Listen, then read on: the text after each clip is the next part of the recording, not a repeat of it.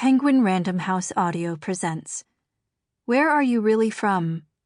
Stories by Elaine Hsieh Chou. Read for you by Katharine Chin, Joel de la Fuente, Natalie Naudus, and Imani Jade Powers. Don't you think at the very center of the whole enterprise of storytelling is the fact that storytelling is an activity that faces in two directions? On the one hand, it's connected with an idea of truth. On the other hand, it's connected with an idea of invention, imagination, lies. Susan Sontag. Carrot legs. In America, I was not beautiful, but in Taiwan, I was ugly. I understood this before I even set foot in Taipei. On the way from the airport, I passed advertisements for skin whitening creams, double eyelid surgery, circle contact lenses. I hadn't been aware of all the variations of myself that lay dormant inside me, waiting to be enhanced. Growing up, wishing for naturally blue eyes or blonde hair was pointless, so I never did. But in Taipei, the standard for attainable beauty had shifted, and I alone was responsible for my ugliness. The summer I turned 13, my parents decided I was old enough to visit my grandparents by myself. They had arranged a welcome dinner at a noisy seafood restaurant with all my aunts, uncles, and cousins. They'd even rented a private dining room with dark-paneled walls and ornate red carpet. I was seated next to my cousin, La. She was 16. I had first seen her standing alone outside the restaurant, checking her appearance in a compact mirror.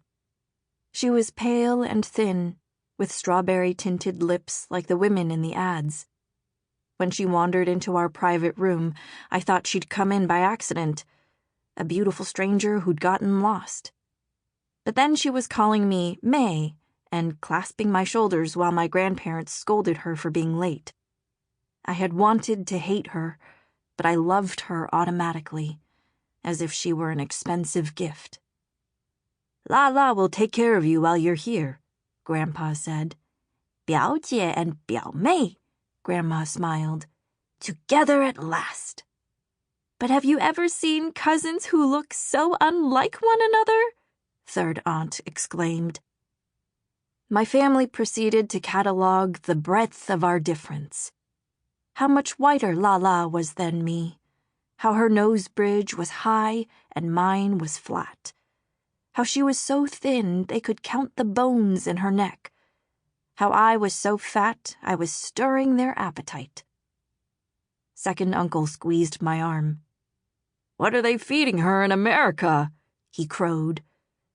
Everyone laughed merrily, as though La and I weren't in the room. La leaned over to whisper in my ear.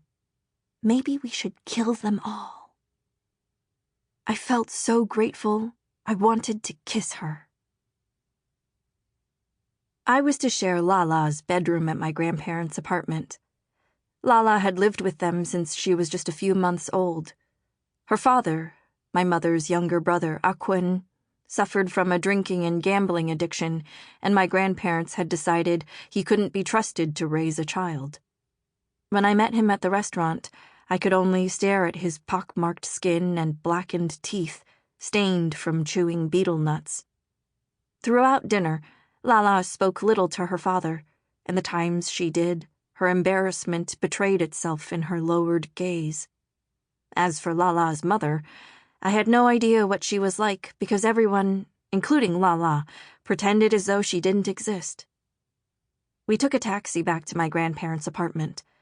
By the front door stood a glowing fish tank, swirling with orange-white patterns. I noticed every sofa was covered in lace embroidery, every table in a thick pane of glass.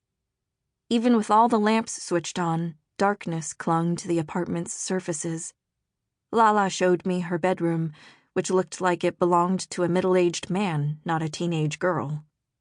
The walls were lined in green felt, and the wicker furniture felt both dusty and oily. A high window overlooked the metal box patio of the neighboring apartment, strung with laundry and faded plastic buckets. As in every room of the apartment, a wooden crucifix was nailed above the door. I began to unpack when our grandma came in holding 2 glasses of papaya milk. I took a sip. The thick sweetness was nauseating. "Why do we have to drink this?" I whined. Grandma flapped her hand in exasperation and shuffled to her bedroom. Lala turned to me and squeezed her breasts underneath her nightdress. "To make them grow," she whispered. That night, my cousin taught me her beauty strength exercises. First, we massaged the space beneath our armpits, that fragile tuck of skin, until it ached, which Lala said would boost the papaya milk's benefits. Then we lay on our backs on the bed and shot our legs straight at the ceiling until they turned numb. "So fat doesn't drain down your legs and get stuck there," Lala explained matter-of-factly. Finally, we ran our index fingers and thumbs down the length of our noses over and over, ending with a hard pinch at the tip for a high nose. Afterwards, we looked as though we'd been sneezing all night. "How long have you been doing this?" I wanted to know. Lala cocked her head. "Since I was 10, maybe younger." When she was a baby, she said, our grandma used to tug her hands down both of her legs each night before bed so she'd grow up tall and thin. I felt resentful I had not started the exercises sooner. Perhaps I would have looked like Lala, too, if I had known the body was a moldable thing. In the daytime, Lala took me to fashionable Ximending or the congested Fuxing boulevards.